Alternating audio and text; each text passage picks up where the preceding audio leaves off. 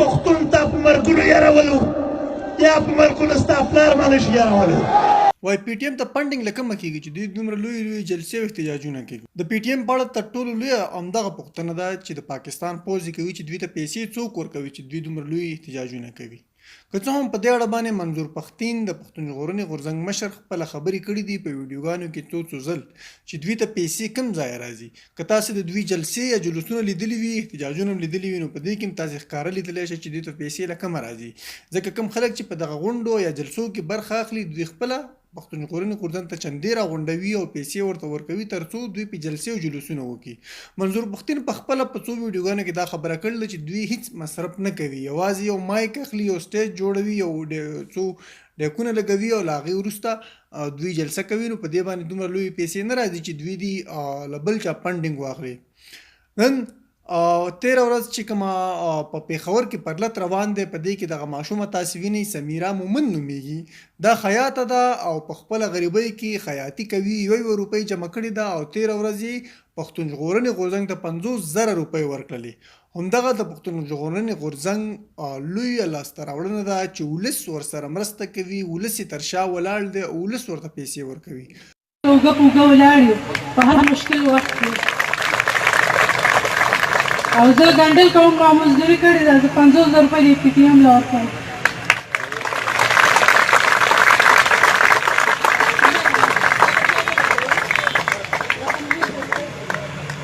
وروڼه دا خور مشینګره ده، دې مزدوري کړې ده او دا 50,000 روپۍ د دې د مزدورۍ پیسې دي.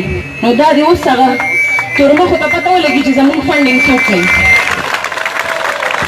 هغه خلک چې په پی ټي ایم باندې یا پښتون ژغورنې غورځنګ باندې دا تورونه لګوي چې دوی ته پیسې له نورو هیوادونو راځي، نو دا د هغوی دپاره یو لویه ویډیو ده، یو لوی مثال دی چې دوی دې وګوري چې پښتون ژغورنې غورځنګ سره ولس ولاړ دی. ولس خپله په غریبۍ کې په مجبورۍ کې کار کوي، پیسې ګټي او هغه بیا راځي د پښتون ژغورنې غورځنګ ته ورکوي.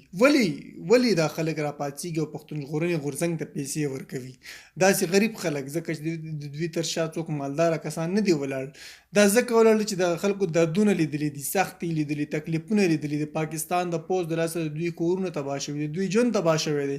نو دوی په دې خاطر باندې راځي او د هر څوک چې څومره وس لري پیسې پیدا کوي او هغه پښتون ژغورنې غورځنګ ته د چندې په تور باندې ورکوي تر څو دغه غورځنګ روان وي او دا احتجاجونه روان وي. ځکه چې دا د خلکو د ولس لپاره دي، د ولس د سوکالۍ دي، د پښتون قوم د سوکالۍ او د خپلواکۍ لپاره دغه احتجاجونه او جلسې روانې دي.